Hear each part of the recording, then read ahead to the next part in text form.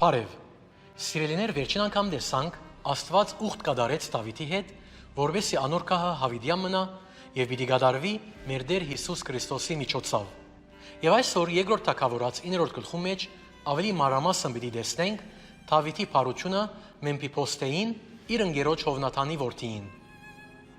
Ըստ այն ժամանակվա օրենքին Դավիթ կրնար հաստատել իր կահը սպաննելով Մեմփիփոստեն եւ վերցնելով Սավուղի դան վերջին անդամը։ Բայց կգարտանք երկրորդ թագավորաց 9:7-ին մեջ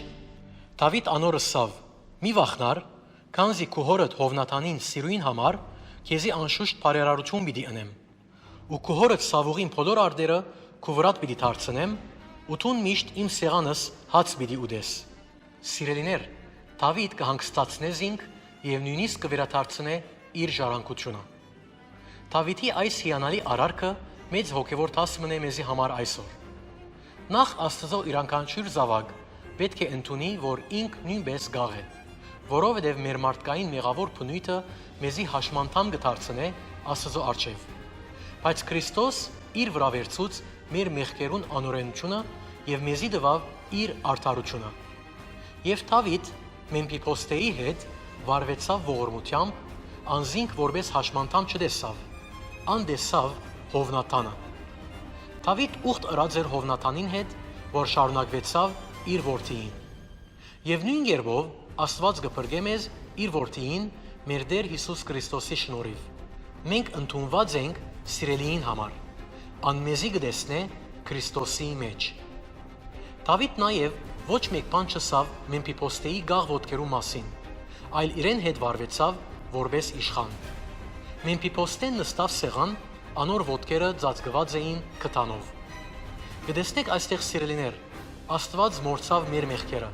որովհետև Քրիստոս ծածկեց զանոնք իր արյունով։ Եվ այդ է միակ միջոցը, որով Աստված գրնա ներել քեզի եւ ինձի։ Եվ սիրելիներ, նկատեցիք, Մեմփիփոստեն նույնպես ոչ մեկ բան ըսավ իր գաղ ոտքերու մասին։ Գտեսնեք, երբ Դավիթ ու Մեմփիփոստե նստեցան սեղանի շուրջ, անոնք խոսեցան միայն Հովնաթանի մասին, քանի որ երկուքն ալ կսիրեին Հովնաթանին։ Իսկ մենք սիրելիներ, ինչի մասին կխոսենք, երբ կհավաքվենք։ Արդյոք մենք իսկապես կխոսենք Տեր Հիսուս Քրիստոսի մասին, երբ հաղորդակցենք իրարու հետ։ Նույնիսկ անոնք, որոնք նստած էին սեղանին շուրջ, չէին խոսեր Մեմփիփոստեի հաշմանդամության մասին, այլ անոնք կլսեին, ինչպես Դավիթ թագավորը թրագան կխոսեր Մեմփիփոստեի մասին, եւ անոնք շուտով սիրեցին այդ տուղուն։ Գտեսնեք, որ սերը ամեն բանի կզիջանի, ամեն բանի կհավատա, ամեն բանի կհուսա եւ ամեն բանի կհամբերե։ Առաջին Կորինթացիս 13:7։ Ինչպես Դավիթ ազնիվ բան մըրավ Մեմփիփոստեի հանդեպ, նաեւ մենք պետք է հիշենք, թե ինչ ըրավ մեր երկնավոր հայրը մեզի համար մեր Տեր Հիսուս Քրիստոսի միջոցով։ 10-րդ գլխում մեջ պիտի տեսնենք Դավիթի հաղթությունները կվերածվին հարցերու։ Դավիթ հաղթեց ամոնացիներուն եւ ասորիներուն, բայց իմ կարծիքով անոր շարժարիթը ճիշտ չէր։ Դավիթ այնքան բարձր դիրքի արժանացած էր, որ թույլ տվավ իր սկացումներուն, որ զինք կառավարեն։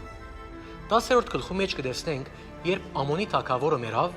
Դավիթ իր զարաները ղրգեց մխիթարելու անոնը մեռած թագավորին որդին։ Այս մեկը ըրավ Դավիթ որպես երախտագիտություն մեռած թագավորին ցուցաբերած բարության։ Բայց այս մարդիկը չէին վստահեր Դավիթին։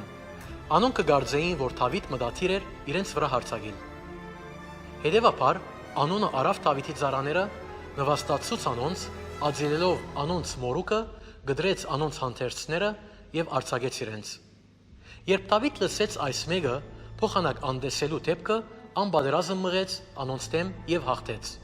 Գարձես Դավիթ անձնական վրեժ գլուծեր։ Սիրելիս, ինչ կրնանք սորվիլ Տեր Հիսուսեն, որովհետեւ կարողանանք հարադեպ բարություն եւ ներում ցուցաբերել մեզ ադողներուն։